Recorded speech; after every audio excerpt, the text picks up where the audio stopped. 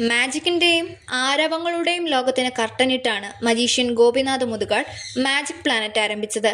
ഭിന്നശേഷിക്കാരായ കുട്ടികളുടെ ശാക്തീകരണവും അവരെ സ്വയം പര്യാപ്തരാക്കുകയുമായിരുന്നു ഡിഫറൻറ്റ് ആർട്സ് സെന്ററിന്റെ ലക്ഷ്യം. എന്നാൽ ഇന്ന് ഈ സെന്ററിനെതിരെ നിരവധി ആരോപണങ്ങളാണ് ഉയരുന്നത്. അക്കാദമിക്കെതിരെ കുട്ടികളുടെ മാതാപിതാക്കളും മുൻ ജീവനക്കാരൻ PC ശിഹാബുമാണ് ഇപ്പോൾ രംഗത്തെത്തിയിരിക്കുന്നത്. പലപ്പോഴും കുട്ടികളുടെ ദൈന്യത പ്രകടിപ്പിച്ച് പരമാവധി പണം സ്വരൂപിക്കാനായിരുന്നു മുതുകാടിന്റെ ശ്രമമെന്നാണ് പ്രധാനമായ ആരോപണം. ഇതുകൂടാതെ സ്റ്റേജിൽ സംസാരിക്കുമ്പോൾ മുതുകാട് സാർ ഞങ്ങളുടെ ദൈവമാണെന്ന് ആവർത്തിച്ച് പറയാൻ നിർദ്ദേശവും ഉണ്ടായിരുന്നതായി ശിഹാബ് വെളിപ്പെടുത്തി.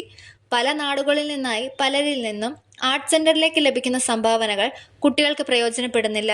കുട്ടികൾക്ക് കൃത്യസമയത്ത് ആഹാരമോ വേണ്ടത്ര വിശ്രമമോ ലഭിക്കുന്നില്ലെന്നും പരാതികളുമായി അധികൃതരെ സമീപിക്കുമ്പോൾ മോശം പ്രതികരണമാണ് ലഭിക്കാറെന്നുമാണ് കുട്ടികളുടെ മാതാപിതാക്കളുടെ ആരോപണം.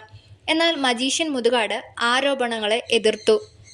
താനിതുവരെ ₹1 പോലും പ്രതിഫലമായി ആർട്ട് സെന്ററിൽ നിന്നും കൈപ്പറ്റിയിട്ടില്ലെന്നും തനിക്കുള്ള വസ്തുക്കൾ പോലും ആർട്ട് സെന്ററിന് വേണ്ടിയാണ് നൽകിയിട്ടുള്ളതെന്നുമാണ് അദ്ദേഹത്തിന്റെ വാദം.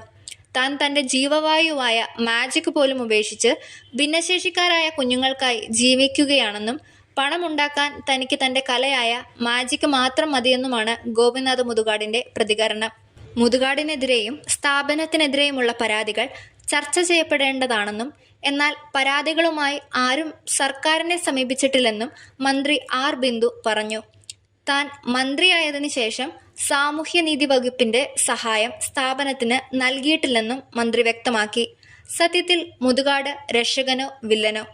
അല്ലെങ്കിൽ മുതുകാടിനെ ആർക്കാണ് കുറ്റക്കാരനാക്കേണ്ടത്?